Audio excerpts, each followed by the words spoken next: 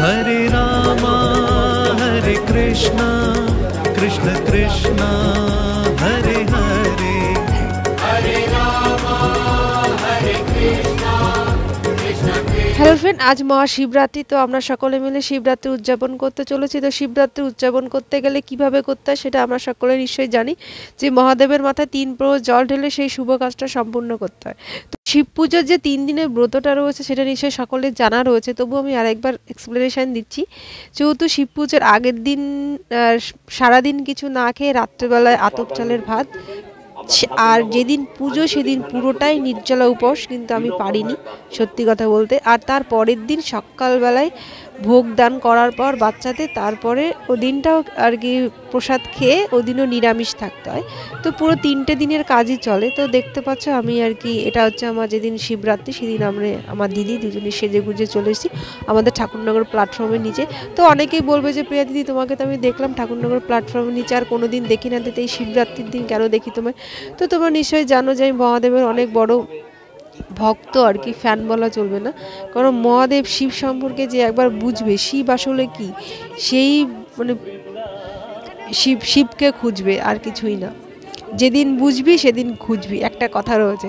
তো যাই হোক, দেখো আমি আজকে সুন্দর করে নিজেকে সাজিয়ে গুছিয়ে নিয়ে চলে এসেছি, যেহেতু শিবরাত্রি ব্রত বলে কথা। তা আগে বলো আমাকে কেমন লাগছে, ঠিক আছে? আমার তো খুব ভালোই লাগছে নিজেকে দেখে, কেননা আজকে একটু অন্যরকম করে সেজেছি। চেয়েছিলাম সিম্পল লুক দিতে, কিন্তু সিম্পল হয়েছে, তার ভিতরে একটু হালকা ভারী হয়ে গেছে।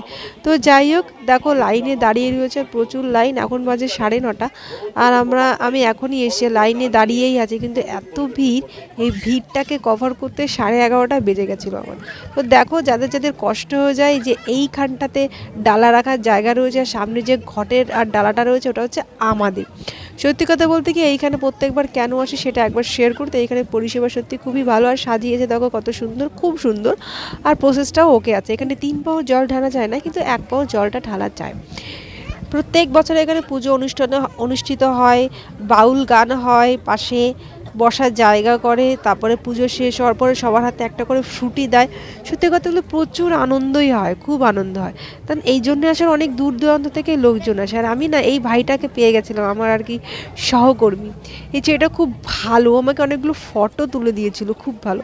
তারপর দেখো আমাদের মাননীয় শান্তনু ঠাকুর এসেছিলেন এখানে, উনিও বললেন যে অনেক দিন আসা হয় না, আমরা ছোটোবেলায় পুজো করতাম, তার জন্য উনি নিজের থেকেই এসেছেন। ওনাকে সেভাবে মনে হয় কেউ আর কি ডাকেননি, কিন্তু ওনার খুব ভালো লাগছিলো যে শিবরাত্রি করছে বাচ্চা কাচ্চা সবাই মিলে। তো দেখলাম ছোট্ট একটা অনুষ্ঠান হলো, বসে বসে টাইম পাস করলাম। আর কি লাইনটা ওইদিকে দিদি লাইনে ছিল আর কি, এগোচ্ছিলাম, একজন করে লাইনে দাঁড়াচ্ছিলাম, একজন করে বসছিলাম।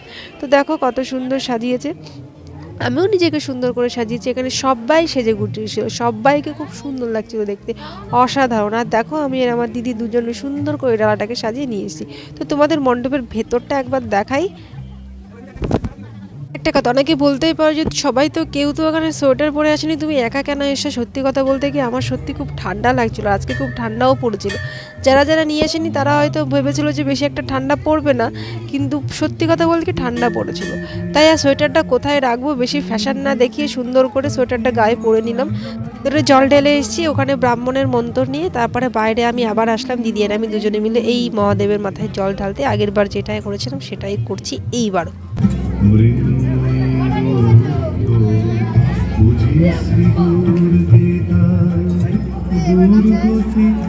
না, কাছে আসলে ভালো দেখা যাবে না।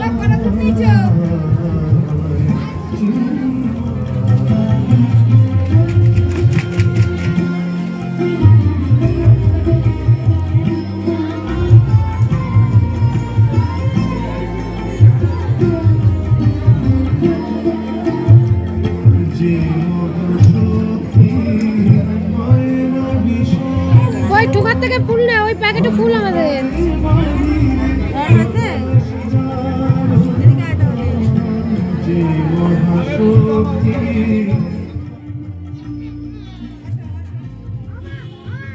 ঘুরাই নিচে।